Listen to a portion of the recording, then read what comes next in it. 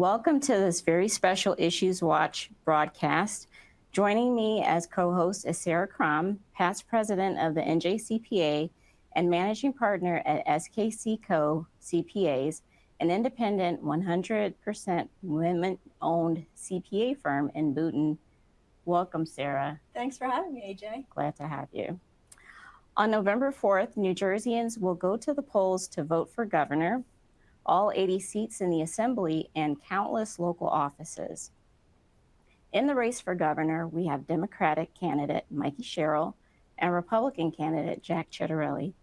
Jack served from 2011 to 2018 as a state assemblyman for the 16th Legislative District and sat on the Financial Institutions and Insurance Committee and the Regulated Professions Committee. He has been a small business owner and is also a CPA with inactive status and a member of the NJCPA. Today, we are pleased to have Jack here with us to answer questions important to New Jersey CPAs and the business community. Welcome, Jack. It's really great to have you. Great to be here. And you nailed my last name. Congratulations. Oh, thank you. So to all of you out there in the audience, before we jump into our first question, I'd like to encourage you to submit questions and not statements, and please keep them related to New Jersey.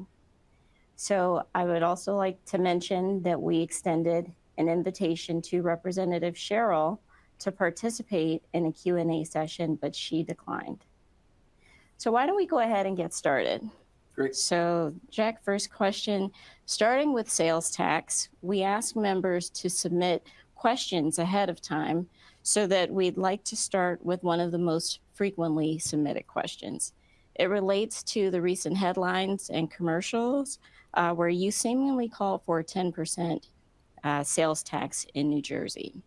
Seemingly only if you believe the commercials. Okay, so I'm going to give you a chance to elaborate and state your position for everyone. We're not raising the sales tax. I put forth a very specific plan on how to lower the property tax, how to lower the income tax, but we're not increasing the sales tax. We were having a discussion one night at an open public forum, and people asked me, how is it in the state? We have the highest property tax in the nation, the highest business tax in the nation, third highest income tax in the nation, and one of the highest sales taxes. Where's all the money going? What do other states do? And I reminded everybody that in Florida, there is no income tax. They rely primarily on tourism.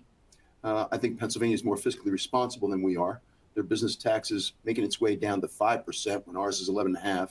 And their income tax is a 3% flat tax. Our highest rate is 10.75. And then I said, and I just returned from a campaign trip to Tennessee where there's no income tax, but a 10% sales tax on everything. A 10% sales tax on everything. Okay. And they've cut and pasted that and doctored the audio and put in a commercial. So to cover their backside, if you listen really closely to the commercial, what they say is, Jack Ciattarelli talks about a 10% sales tax on everything. Mm-hmm. Okay. All right. We're not raising the sales tax. So there you have it. So another issue that's important to our members is, of course, affordability. And you recently provided answers to several questions for our NJCPA magazine. And one of the questions we asked you was the top 3 priorities you would have as governor. And the first priority you listed was to reduce the cost of living for New Jerseyans. And that's certainly top of mind for many of the New Jersey members that we have and many residents as well. So if you said that you would, quote, cut and cap property taxes and freeze them for all seniors, end quote, how would you accomplish this and where would the money come from? So we have an affordability crisis in New Jersey primarily for 4 reasons. 1, New Jerseyans face the highest overall tax burden in the country. Number 2, you've seen your monthly electric bills go through the roof. We can get around to that. 2, housing. 3, housing. We need more affordable housing in the state, particularly for seniors, disabled people, veterans, and young people.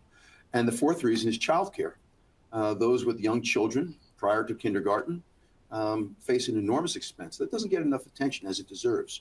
I believe we need to do a couple of things. Number 1, let's make all retirement income tax-free in New Jersey the way it is in Pennsylvania. Here, the moment you go over 100,000, it's rate recapture. It goes back every dime is taxed. We shouldn't do that in New Jersey. 2, let's freeze property taxes once you hit age 70. Now, we have various property tax rebate programs, whether it's the freeze, whether it's Anchor, Stay New Jersey. but that doesn't mean that the resident isn't paying the increase and then has to wait 12 to 18 months to get the rebate if they remember to apply. 1 out of 5 seniors forgets to even apply for it. I don't think that's fair.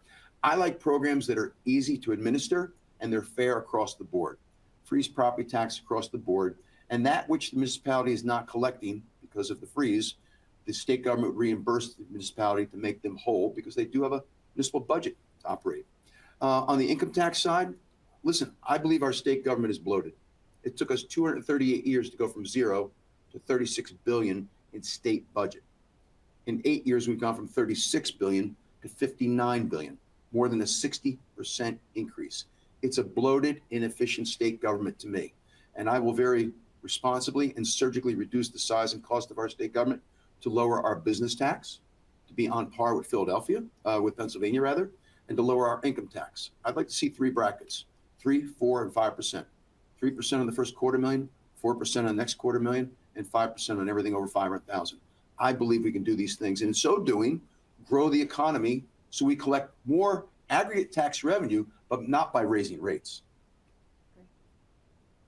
So would you like to talk more about the tax brackets and what you would do to lower the income tax? So you mentioned 3, 4, or 5%. Yep. Okay. With the first 50,000 being tax-free, first 75,000 being tax-free for joint filers, then 3% on everything thereafter up to $250,000, okay. 4% on the second $250,000, and 5% on everything over $500,000. I'd like to see us be able to deduct 100% of our New Jersey property taxes on our New Jersey tax return. You hear all the time of how expensive New Jersey is for young people to get a start. And this will dovetail into part of your question, Sarah, but how about if we make the first 2 years out of high school, the first 2 years out of college, totally income tax free, no matter how much you make? First time home buyers, can we cap property taxes at 1% of the assessed value of the home? My daughter just bought her first home. It's $600,000. If we capped property taxes at 1% of the assessed value of the home for the first 5 years of home ownership, that means they would only pay $6,000 for 5 years, when the typical tax on a $600,000 home could be like $15,000. Talking about a $9,000 savings over 5 years, that's $45,000. And I bet we can work special arrangement with banks to make that almost part of the down payment process, if you will, so people can at least get into their first home. And the other reason why it's so important to me is we've seen a whole lot of high density housing go up across New Jersey over the last 10 to 15 years, but I'm sure you've noticed it's all rentals. In this country, you build equity with home ownership, you build wealth with business ownership. Let's put the next generation in a position where they can own again and start building some equity. So staying on affordability, let's talk about utility costs. So as governor, what would you specifically do to combat these skyrocketing prices? So not to be partisan, let's talk about what the Murphy administration did. They closed down 6 different electricity generation plants, 5 coal, didn't repurpose the 1 nuclear one. They put an unofficial moratorium on the burning of natural gas to generate more electricity, didn't expand our solar footprint in South Jersey, and didn't accelerate solar, particularly on the rooftops of all this warehousing we see now across New Jersey. Rooftop space on warehouses is prime real estate for solar development. And it's not a NIMBY issue. The warehouse is already there. You talk to any solar developer and they'll tell you the DEP has made things very difficult to get those solar arrays up. And then what did they do? While they were shutting all that down, they bet it all on wind. Wind is never going to be able to satisfy all of our energy needs. What will I do? I'm looking to reopen and repurpose the plants that Murphy shut down. I'm lifting the moratorium on natural gas-fired electricity generation plants, which right now, some of which are only operating at 50% capacity. I'm looking to expand our nuclear footprint in South Jersey. I'll accelerate solar on rooftops, no wind farms, but I will pull us out of RGGI on day 1. The Regional Greenhouse Gas Initiative is a carbon tax policy that has failed New Jersey. Electricity is no less expensive, the air is no cleaner, and ratepayer dollars are going to other states. That's the way that carbon tax policy works. I could save us $300 million to $500 million a year annually for ratepayers, homeowners, tenants, and businesses by pulling out of RGGI on day 1. And the Democratic governor of Pennsylvania is not in RGGI. Pennsylvania's not in. Are we or are we not going to be regionally competitive? And I know I'm being a little long-winded here, but the Democratic governor of Pennsylvania is burning 7 coal-burning plants, We can have a discussion whether or not you agree in burning coal. He's doing it. He's burning natural gas like there's no tomorrow, just cut the ribbon on a 4th nuclear reactor, and he's got the juice. It's abundant, it's cost effective, it's reliable, and because of all that, he's getting economic development opportunities that we're not, including the data centers that are needed to operate AI. So my job is to grow our state economy responsibly. And I believe we can do that. We're not going to start burning coal again in New Jersey. And by the way, the irony of all ironies, guess where our clean air goes? Out over the Atlantic. Because the westerlies come right through the mid-Atlantic states. Guess where Pennsylvania air goes? Over New Jersey. Oh. Reggie, doesn't make any sense for us. We need to be regionally competitive. I want to grow our economy. The current administration is trying to tax its way out of fiscal calamity in Trenton, and it's coming. I'm going to responsibly reduce the size and cost of our state government to afford a tax cut for individuals and businesses. But you can't cut your way out. The only way out is to grow the economy. When I owned my business, here's how we increased our revenue, not by increasing prices on current customers. We went out and got more customers. We need to grow our economy. So you bring up some key points, and I want to touch on your tax and fiscal policies to make New Jersey more affordable for young people. You obviously mentioned the point about, real estate and purchasing homes. What are your thoughts around, the cost of education and other areas for affordability? So when it comes to cost of education, we start talking about post-high school, right? College. First, let me say that not all kids want or need to go to college. And under Governor Ciattarelli, we'll have a renewed emphasis on traditional vocational training. We've gotten away from that. Not all kids want or need to go to college. And the one thing I profess to young people all the time is if you go into the trades, you can own the business one day. That not only is exciting for the individual, I'm saying that because that's critically important to industry.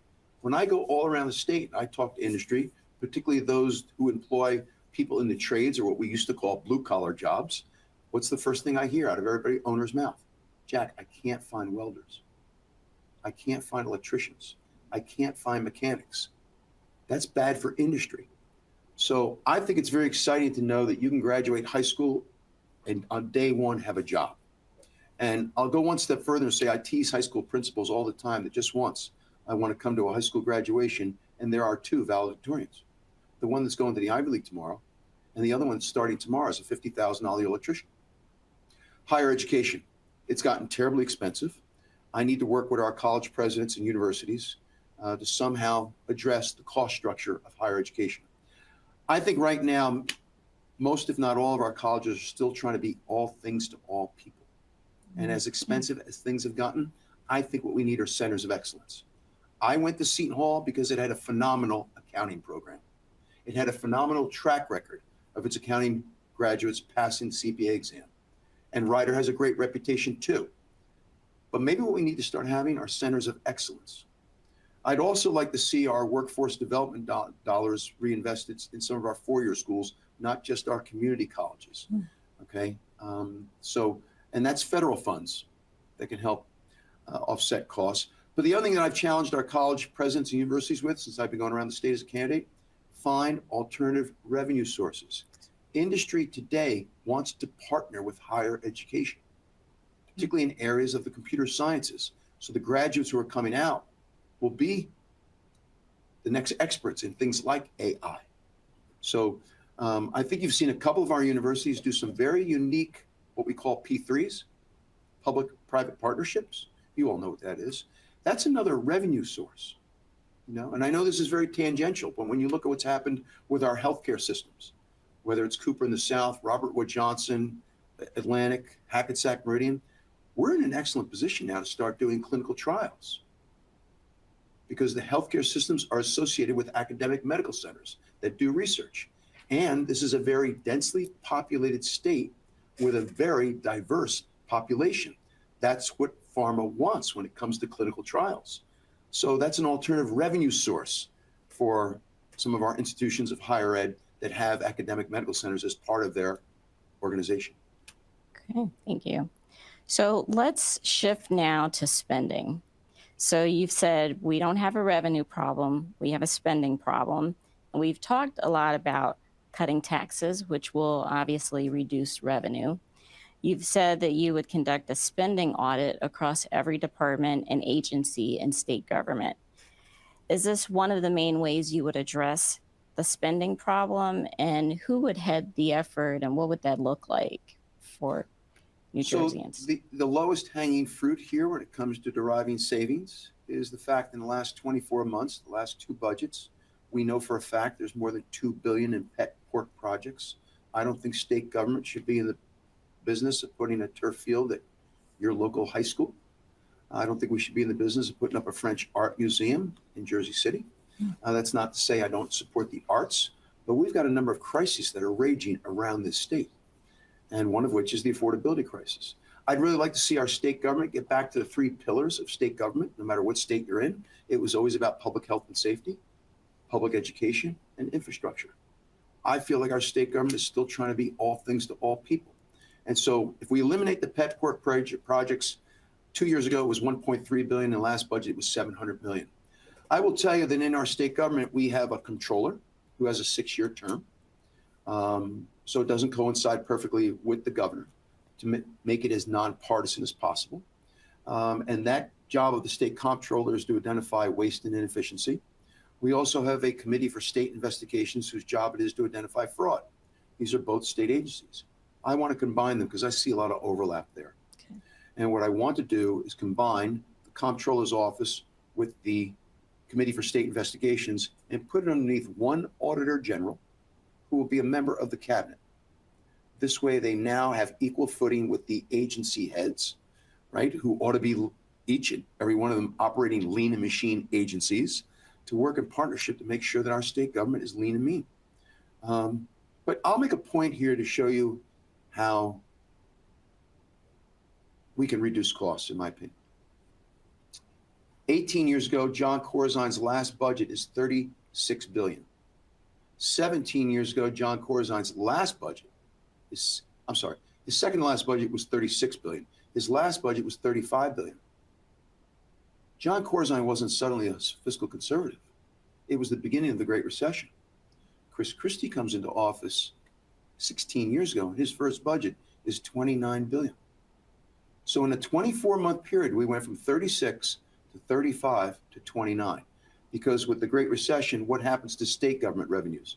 Income tax stops coming in because of layoffs. Sales tax stops coming in because of business volume. Business income stops coming in because it's a recession. Somehow, some way, we eliminated 1/6 of the state budget in 24 months and balanced the state budget without raising taxes a penny or borrowing a dime. Somehow, some way, we got it done. There's a way to do it. I'm convinced of it. We'll be surgical. We'll be responsible. I don't celebrate putting people on the unemployment line, but if my reforms for the private sector do their job, and I think they will, we'll grow the private sector economy. I don't think government should be the engine of job growth. Private sector should be the engine of job growth. So Jack, if we cut taxes and reduce spending, will the state and local governments be able to maintain the same level of public services that New Jersey residents are used to, specifically with New Jersey schools remaining in the top tier in the nation? So there are 3 different types of local government services. There's municipal tax, there's municipal government, which relies entirely on the property tax. And if you look at the average property tax bill, 15 to 20% of it goes to the municipality. Then there's county government. And if you look at the average property tax bill, 15 to 20% of your property tax goes to county government. And then the remainder goes to the school. And it could be anywhere from 60 to 70% of your property tax is the school. Why is that so high? It's because of the way the state funds public education, or lack thereof. Now, there's one thing I can't change in the state budget.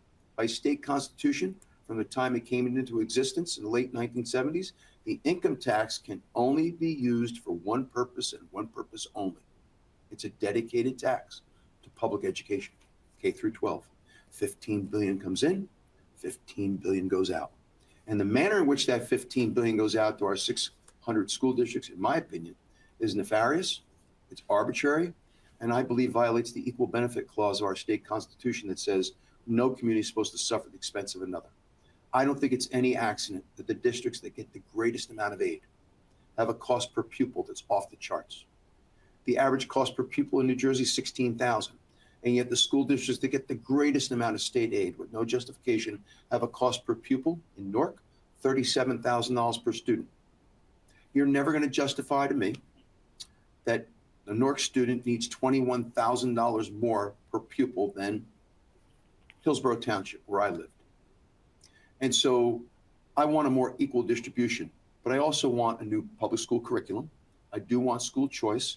I'm not going to leave any child or any community behind, but we need equity here. And the other thing that's so painful about this is that we seem to be rewarding failure. 80% of the kids in Newark are not on grade level for reading, writing, math, but yet we take money away from very successful school districts. So when it comes to the property tax, I think the municipal portion is fair. I think the county portion is fair. That 50 to 70% at school is unfair in terms of the funding. I think we need a more equitable distribution of state aid to schools. And I'd love to discuss with you what my idea is for the next formula, if we have 30 seconds. Okay, go ahead. I think the state has to take over the cost of special ed. Okay. Special ed portion of the local school budget is causing a crowding out effect. Okay. And there's disparity in the quality of special ed from one district to the next, which is wrong. The state needs to take over 100% of the cost of special ed in our school districts. And then each district will get X for every English speaking student, X plus for every English language learner. And then for the non-special ed students, the district has to be in a reasonable range of somewhere between $13,000 and $20,000 per student. Why the range? Things are more expensive in Bergen than they are in Salem County. If you're not in that range, you're going to start losing state aid. Because if you exceed 20,000, in my opinion, for the non-special ed students, you're wasting tax dollars. And we need to penalize you somehow to get your Board of Education in line with a more reasonable school budget, in my opinion. Thank you for So there's sharing. a carrot in there. Mm-hmm. I'll take over the cost of special ed, but there's stick. For non-special ed, if you go to parochial schools all around the state, charter schools, and a great many private schools, where is the sweet spot? With the exception of the elite private schools, the sweet spot is somewhere between $15,000 and $20,000 per student. If they can do it there, we should be able to do it in our own public schools. Okay, appreciate that. So let's talk about spending and cost. So one of the most significant costs in the state is the public worker pension system and benefits. So what kind of reforms would you look to do? What would be your approach? The middle class is being punished like never before. And we're having a shortage of people who want to work in certain jobs. We have a teacher shortage. We have a shortage in law enforcement at the local level and the state police. The compensation program needs to be compelling. When we say program, we're talking about three pieces: salary, healthcare, and pension. And so I've said we're keeping everything in place in terms of what we want to offer. But this administration will brag about the fact that it's made a full pension payment now 5 years in a row. And I think that's good news. What they haven't told you is while they were doing that, they were underfunding the self-insured state healthcare plan, which is on the verge of collapse. The premium this year alone increased from $52,000 per family to $69,000. It's a $17,000 increase. If you're a public employee who has to contribute 1/3 of the cost to your healthcare plan, despite getting a 2 or 3 or 4% increase in your gross pay, you just went home with less take-home pay. We're punishing people because of our failure to run the state healthcare plan. And so we're keeping the current system in place, the defined benefit plan, but we need to come up with a different approach to how we provide health insurance for our public employees. I think that we can allow for more take-home pay and save money for the state without putting forth a plan that is inferior compared to the current plan. So, we have to look at these things. And I think the unions are ready to sit down and have this discussion because they see what's happening right now to the net pay. Gotcha. And considering all the inflation that's taking place and how the middle class is getting punished, there's nothing worse right now than getting a 2, 3, 4% increase in your pay and going home with less take-home pay, which is exactly what's happening. I want to switch back to schools and municipalities briefly. What is your position on the consolidation of school districts and towns? So we have a lot of home rule in New Jersey. 564 towns, 580 school districts. We love our home rule. When I was a Somerset County freeholder, I spearheaded, championed a one-of-a-kind study over almost 3 years. We looked to consolidate, regionalize our 19 very, very good little police departments into one regionalized force with a north, central, south precinct as governed by the mayors under a form of government in New Jersey known as a joint meeting. So it wasn't me as a freeholder going on a power play trying to take over law enforcement. And over 3 years, we had 72 people on 6 different committees, 12 of which were uniformed union police officers, 6 of which were police chiefs, to study the feasibility of a regional force. Why did we pick law enforcement? Because if you look at any municipal budget, 50% of the state budget is the police department. That doesn't make it bad, but is there a better way to go? And what I got the endorsement of all 19 mayors to do the study. And after 3 years of study, what we found is that on day one, there would be 73 fewer civilians on the job because there's civilian redundancy in each one of these 19 departments, and a $93 million savings over 10 years with an improved quality of service. And it came time for the 19 mayors to vote to implement the study findings, Sarah. And the vote went down 17-2. Now I get to the legislature, and I represent 15 towns, 2 of which are Princeton Borough and Princeton Township, both governed by overwhelmingly by Democratic mayor and councils. And what do they decide to do to save $5 million a year in operating costs? Princeton Township and Princeton Borough decide to become one Princeton. Here's the challenge when you combine towns. There are a significant number of one-time upfront costs that you really shouldn't bond for. The decal on your uniform, the decal on the police car, the tax maps, and so on and so forth. But you really should, if you put them in the first year operating budget, you get a spike in the tax rate that scares the hell out of everybody. What did I get the administration to do? As a reward to Princeton for their bold decision to combine and save $5 million a year every year going forward in operating costs, I got the state to pick up 100% of the one-time upfront costs. That was the reward and incentive. What I learned from my 2 experiences is you have to make that decision at the local level. But once it's made, I'll incentivize the hell out of it to make it so compelling and rewarding, you're going to do it. All right. So staying on spending, a major concern of our members, and I would say many New Jerseyans. Certainly not the dues. Not the dues. It's our transportation infrastructure. So roads, tunnels, there's the Gateway Tunnel Project, there are bridges, New Jersey Transit. Is spending in this area a priority for you? So when I said in the beginning, I really want to get back to the 3 pillars of state government: public health and safety, public education, infrastructure. It is truly the backbone of the economy. Here's the great challenge in New Jersey. We're a sprawl state. And when you're a sprawl state, you can't possibly have a mass transit system that's all things to all people. Let's compare ourselves to New York for a second, which has a state population of 19 million. More than half live in one city. 3/4 of our population lives in our beautiful, sleepy, rural, suburban communities. I was recently at a town hall. I think it was in Hunter County, and the woman stood up and she said, I can't get to the mall. I can't get to the doctor's office. I can't get downtown. And I said, where are you from? She said, I just moved here from Brooklyn. Mm-hmm. And I said, ma'am, with all due respect, we're not Brooklyn. Right. I would love to provide mass transit to help her get. You know how expensive that would be? A couple of things I need to do, which is a much larger conversation. Number one, I got to get people to want to live in our major urban areas again. Okay. Right? That's number one. Number two, I think we need to put all of our mass transit systems, as other states have done, under one roof. Right now, I have the Atlantic City Expressway, which produces revenue through its tolls. I've got the Parkway and Turnpike, which produces revenue through its tolls. And I've got New Jersey Transit, which produces revenue through its fares. And all these mass transit systems all have their own independent authority, their own procurement system, their own management structure. How about we create the Garden State Transportation Authority?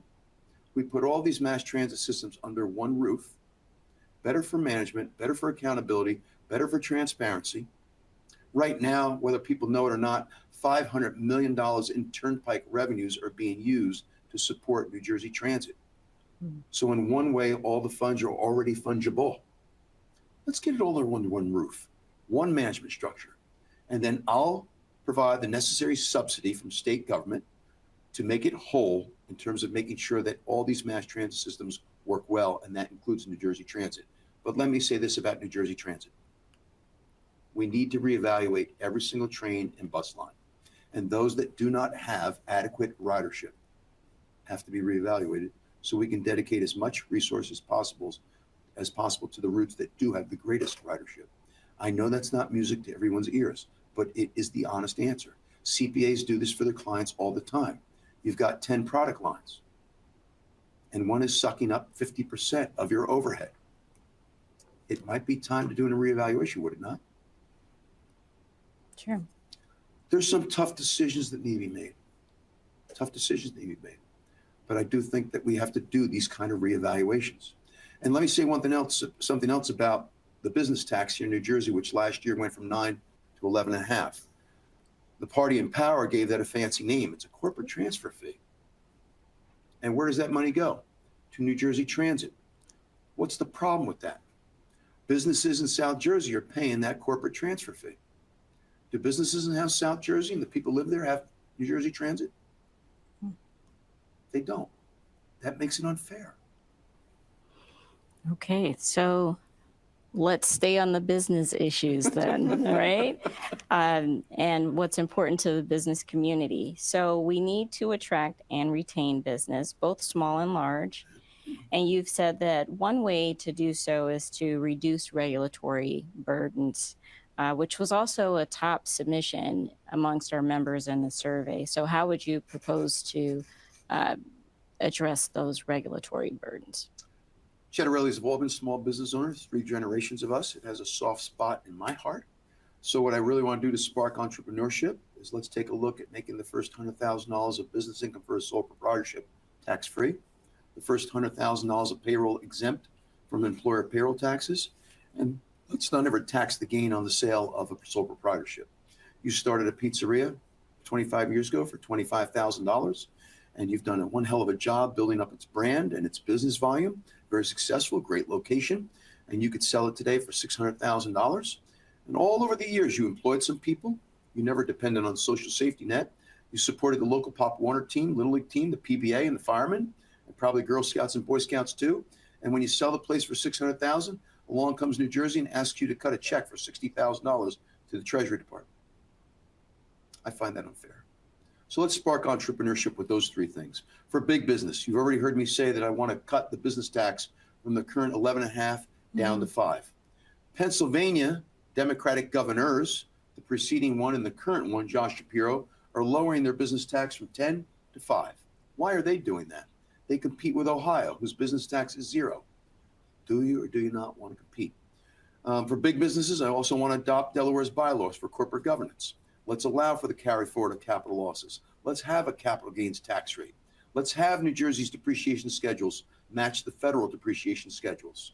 That would accelerate depreciation, save more tax dollars, and lessen compliance costs.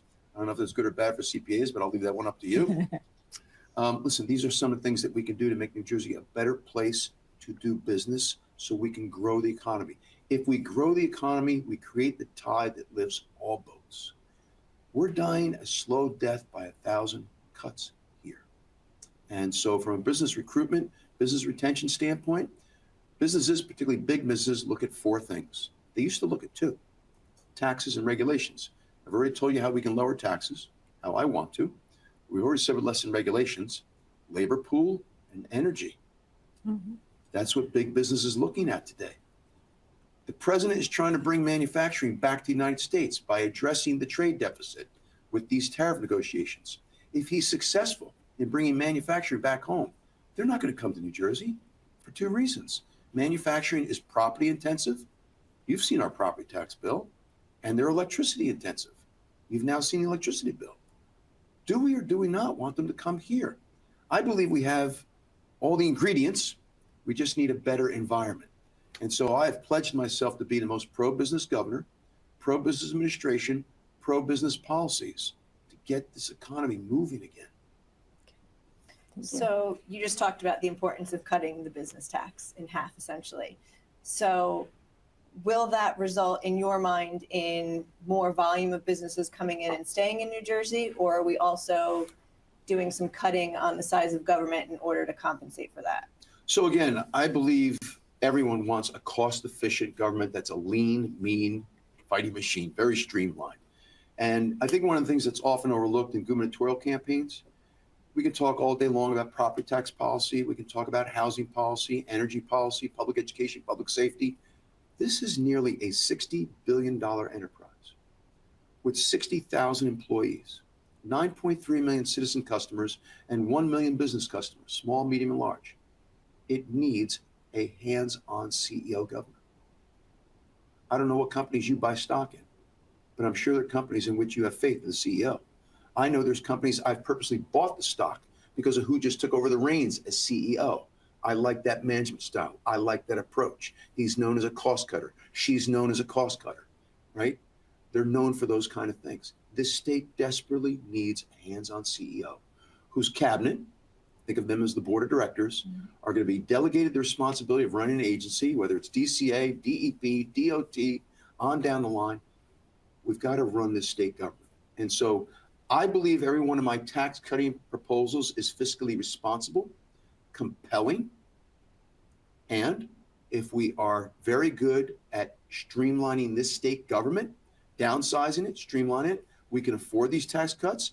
But mark my words, if these reforms work to grow our economy, we're going to have more tax revenue than we know what to do with for a whole bunch of other things, like really lowering property taxes, really fixing the infrastructure, really becoming an energy exporter again. When Phil Murphy took office, we were an exporter. Today, we're importing electricity through exchanges, competing with other states, which is why your bill is going through the roof. So Tom Bracken, the CEO of the New Jersey Chamber of Commerce, said New Jersey's August 2025 tax revenue numbers should be setting off alarm bells in Trenton. While some may dismiss this week early year returns as insignificant, the scale of the decline of the business taxes can't be ignored. So these numbers aren't just a statistical blip, they're a warning sign of the condition of the state's economic engine, that it's slowing and stalling out. Business growth has to take priority for policymakers. If you were to cut the business tax, as you say you want to, how would you make up for that lost revenue? By cutting reducing the size and cost of our state government in the short term. But the whole point of lowering taxes, lessening regulations, is to ensure that we're growing the economy. And when we grow the economy, back to the example I set when I owned my business, I didn't raise my revenue by raising prices. Phil Murphy has raised revenue over 8 years by raising our prices, otherwise known as taxes. The best economy is the one that produces more tax revenue because you grew the base. Why is it that New Jersey's gross domestic product always lags the nation's? Why is it our unemployment rate is always 1 point worse than the rest of the nation? You've got everything here to be an economic engine. In the 70s and 80s, we were. In the 1970s, New Jersey was home to more Fortune 500 company headquarters than any other state in the country. Not today. I just sat down with one of our major iconic corporations, and management said to me, we're not leaving, but we're not expanding here. $2 billion is going to North Carolina. If anyone believes that doesn't impact them, no matter who they are, if you own a barber shop, that impacts you. Eventually, $2 billion in investment is going into R&D in another state. It's not just the construction, it's all the people that be employed there.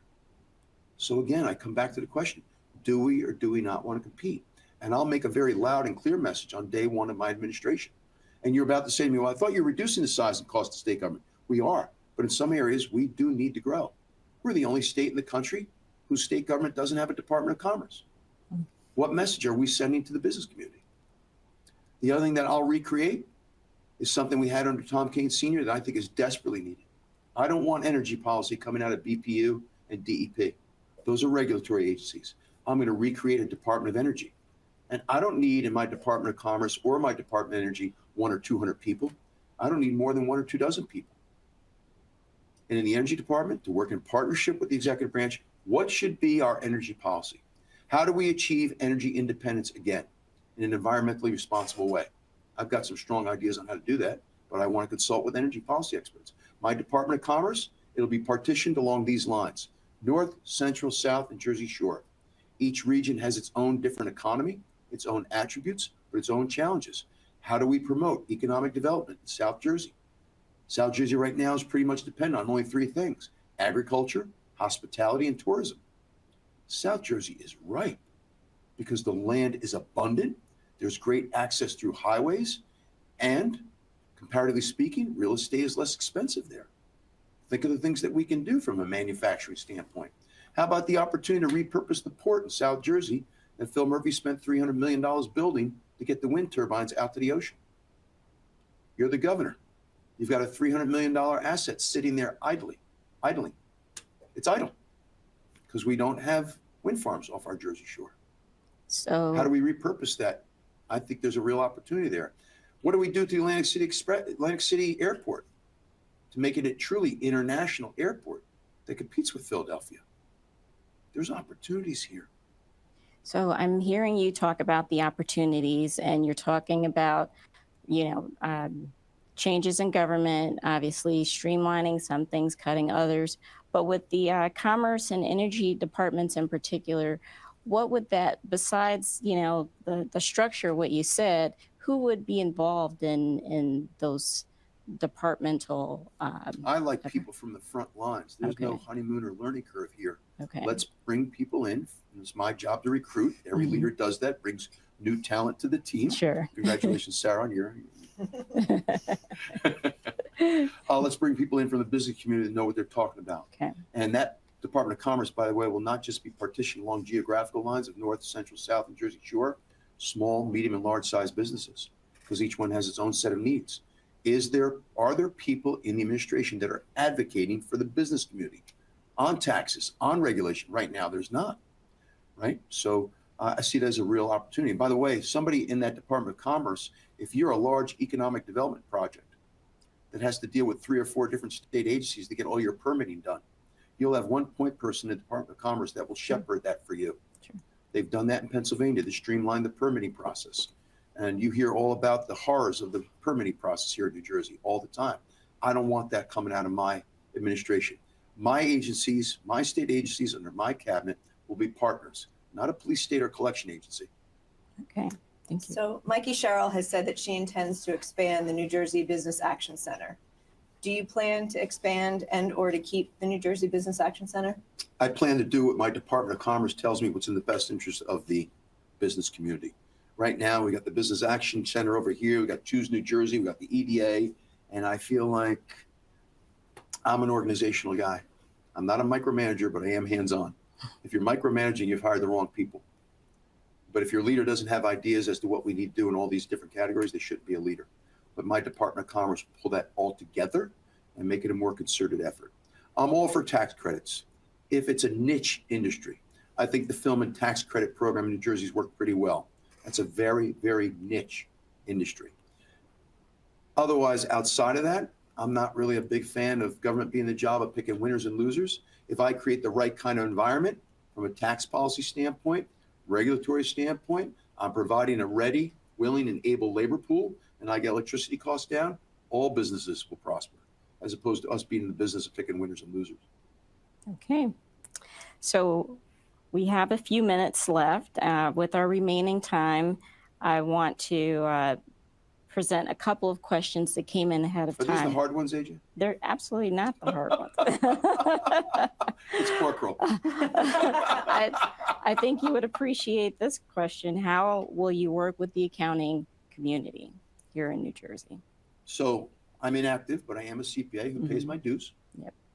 And I intend to work very, very closely with different advocacies that I think have been underutilized and underappreciated. And so when it comes to tax policy, why not have a group of people from the State Society of CPAs that consults with the executive branch on a regular basis as to what it is that we should do? I know for a fact the State Society is never consulted when it comes to reforming tax policy in New Jersey, whether it's increasing or decreasing taxes, or what changes we should make to the tax code. Is adopting the federal depreciation schedule a good idea? To me, it sounds like a good idea. It shields more income from taxes, and it would lessen compliance costs. But is that a good idea? I think it is, but I'd like affirmation from the State Society. If they come in and tell me, Jack, that's really not a good idea. Making all retirement income tax afraid, is not a good idea. Doing this, doing that's not. What you should do is this. But my job as a leader is to instigate a conversation. I've never been one who's ashamed to say, wow, in retrospect, my idea really sucked. That's a better idea, AJ. Let's go with yours. But Sure. we'll never get to your idea if I don't instigate the conversation. Sure. So without a doubt, I'm looking to leverage state society. In fact, in the tape that was doctored about what I said about Tennessee, if you listen to the entire tape, what I say right after that is, I will look to work with the state society CPAs to decide what the best tax policy is for New Jersey, but we ain't raising the sales tax. Okay. There you go. Tell us a little bit about your running mate, Morris County Sheriff James Gannon, and why you selected him. Well, I wanted to make a very loud and clear statement. When I say loud and clear statement about reestablishing Department of Energy, people know why. Look at your monthly electric bill. When I say a loud and clear statement by reestablishing the Department of Commerce, why? Because we're ranked as one of the worst places in the country to do business. We need to change that on day one. Why did I pick James Gannon? In addition to being a very decent man, this is a 40-year decorated local law enforcement professional. And I'm sending a loud and clear message that this is going to be a law and order state again. We're not going to have flash mobs on our Jersey Shore. We're not going to have flash mobs at our malls. We're not going to have what we saw in Secaucus 4 weeks ago, where an entire intersection was shut down, and total lack of regard for law enforcement, lack of respect for law enforcement professionals. I appoint the Attorney General. I appoint the 21 county prosecutors. I appoint the Superintendent of State Police, and my Lieutenant Governor is a law enforcement guy. And he will be the director of the Homeland Security Department in my administration. And we'll get back to ensuring that New Jersey is safe so that people feel safe in their communities, all people, and that businesses want to locate here. By the way, if you're a mom and pop shop on the boardwalk of any one of those communities that had flash mobs, and then there was a curfew, you only got 3 months out of the year to make your buck on the Jersey Shore. And we just took 2 hours a day away from your business. We need a law and order statement to be made. Jim is part of that statement. So let's stay on policy. The Democrats control the Senate And the Assembly right now. right now, yes, but there's an election coming up. So we'll see what the outcome will be. How will you work with, across party lines? So in 2021, with the wind in my face, we flipped 8 seats in the state legislature. I also flipped 200 Board of Education seats at the local level and 134 seats at the municipal county level. I had coattails despite the wind. I got some wind at my back this time around. I think I could flip 13 seats. At least I flipped 13 seats, we get the 41. 41 is a Republican majority in the state assembly for the first time in 25 years. I don't say that as a hyperpartisan. This is a competition. If you play golf and we go to play golf tomorrow and it's $5 a hole and I win, I want my money. Right. And what I'm doing with my money is we're going out to dinner and it's on me. But listen, no matter what the outcome is, ultimately, when I'm the governor, I will work with the legislative leadership. And I think what's really important here is this is a relationship business, and I have relationships with legislative leaders. I came from the legislature. I respect it as an equal branch of government. And you can ask any Democrat in the legislature about Jack Ciattarelli. And what they'll tell you is he's not a hyperpartisan. He's not an ideologue. He's not rigid in his ideology. He's a policy guy. And all he really wants to do is fix New Jersey. And I would hope that anyone who serves in either house wants the same thing, to fix New Jersey. All right. So keeping with the theme of party collaboration, are there any programs implemented in the last 8 years that you are fond of, that you might keep or expand? No. That's Okay. your shortest answer. Listen, when I look at the last 8 years, and I mean this as a citizen, I see failure. We've slipped from 2 to 12 on the national report card for our K through 12 system because we've watered down our public school curriculum with a whole bunch of things I believe belong at home, at the kitchen table between parents and their children. Nonviolent crime is spiking. Break-ins, car thefts, flash mobs. Why? Because of cashless bail. We need to reform bail reform. Cashless bail has created a professional criminal who's learned how to game the system. Talk to your local cops about the dynamic known as arrest, release, repeat. It's real. It's real. Housing. We have overdevelopment in our suburban communities, but yet a shortage of affordable housing. How can that be? We could spend an entire half hour, but I will tell you that the housing policies have failed. The budget has gone from 36 billion to 59 billion, a 63% increase in 8 years' time. Can anybody sit here and say things are better off? If the budget had increased by that much in that short amount of time, and your property taxes were down, we were still number 2 in the country in K through 12. Nonviolent crime was non-existent. We didn't have overdevelopment in our suburbs, and your electricity bill was down. I would tip my cap to my opponent and say, it's all yours. You guys have done a great job. So we do have some additional questions submitted by members. So Okay. let's see what those are. So New Jersey eliminated the estate tax several years back, but the inheritance remains. Very few states still have an inheritance tax, so it's a disadvantage for people staying in New Jersey for their later years. Have you ever looked at this issue, and are you willing to work towards eliminating the inheritance tax? So the estate tax elimination was part of the gas tax deal. Okay. Gas tax was going to go up 24 cents overnight because we didn't index it for inflation on a regular basis annually the way Pennsylvania does. I continue to look to Pennsylvania for things I think they do much better than we do. I voted no on that bill. Okay. I didn't think we needed a 24-cent increase overnight. And also because you can avoid the estate tax with the right kind of estate planning. You cannot avoid the transfer inheritance tax. What I was saying is, listen, if you want to make that deal more compelling, leave the estate tax, get rid of the transfer inheritance tax. So it is definitely a tax that I want to work toward getting away from because you cannot avoid it. Okay, thank you. So another question is, the current education funding methodology is antiquated and politicized. There are also inadequate performance goals to ensure funds are spent effectively and provide accountability. What reforms would you implement to this process? So I've given you the details on my school funding formula, the most important of which is on a cost per pupil basis being within the reasonable range of 13 to 20,000. I think that enhances accountability, and you'll lose state aid if you don't. And so the Board of Education, I've got to somehow, some way apply some what I consider to be positive pressure to improve outcomes with a greater degree of transparency and accountability. But I will also tell you in response to this question, where a school system is failing, and I think there are 4 very reasonable metrics that tell us if a local school district is failing: attendance rate, graduation rate, performance on standardized tests, and readiness for career if you're not going to college. If you're failing in 2, 3, 4 out of 4, there needs to be choice. And the answer to that are vouchers and charter schools. I just visited a charter school in Newark, and it was phenomenal what I saw. And by the way, in every one of the charter schools in Newark, they are outperforming the public school system across the board.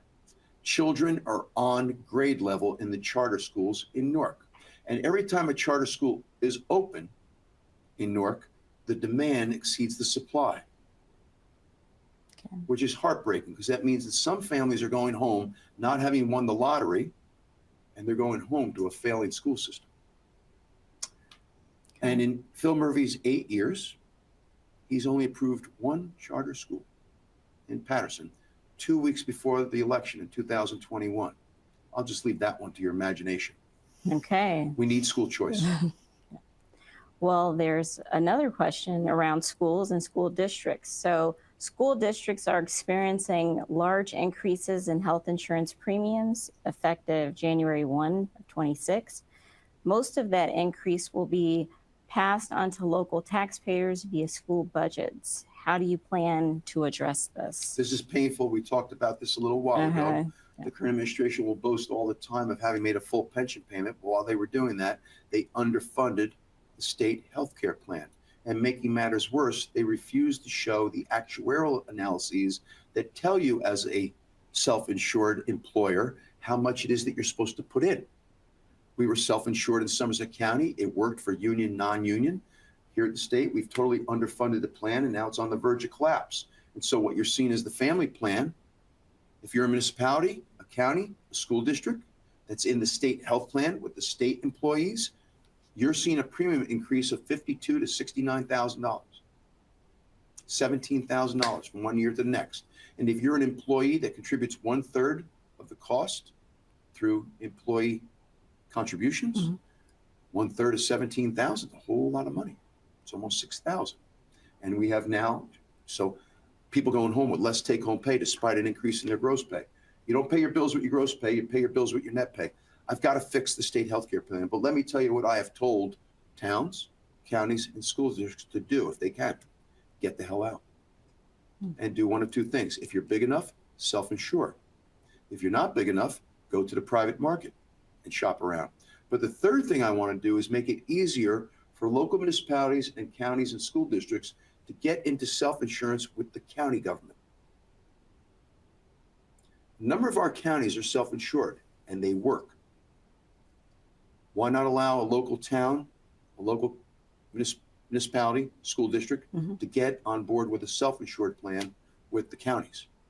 I think part of the challenge in doing this all at the state level, listen, we know there's inefficiency when there's too much duplication, and we see that across the 564 towns. It's home rule. There's also waste when things get too big, right? Okay. All right. Looks like we have another question. So this one is on artificial intelligence. Artificial intelligence has been one of the largest users of new energy. Do you plan to have them pay their fair share for the additional demand that is driving the cost increases more than anything else? So I said that we're losing economic development opportunity that comes from the construction of the data centers and the operation of data centers to Pennsylvania. Yes, we want them here, but there's something that comes first: abundant energy. Because I'm not going to have homeowners and tenants and existing businesses getting screwed because the data centers are sucking all the energy out of the grid. One of the answers here is hopefully micro modular nuclear. We're seeing this now with this new evolution of nuclear. It's not the size of the ones we have in South Jersey that provide 40% of our electricity, but the micro modular nuclear may power the whole data center. So it could be behind the meter. So that's how we have to explore it here in the short term. But I do want to get to a point where we produce enough energy for all businesses of all types, including data centers. But we're not going to disadvantage current homeowners, tenants, and businesses, currently existing ones, by creating data centers that suck all the power out of the already strapped grid. Well, thank you for your responses and for your time today. That's all the time we have left. So the time definitely goes by quickly. And Sarah, I want to thank you for being a great co-host today. Thank you, Aiysha. And thank you all for watching and participating and sharing your questions.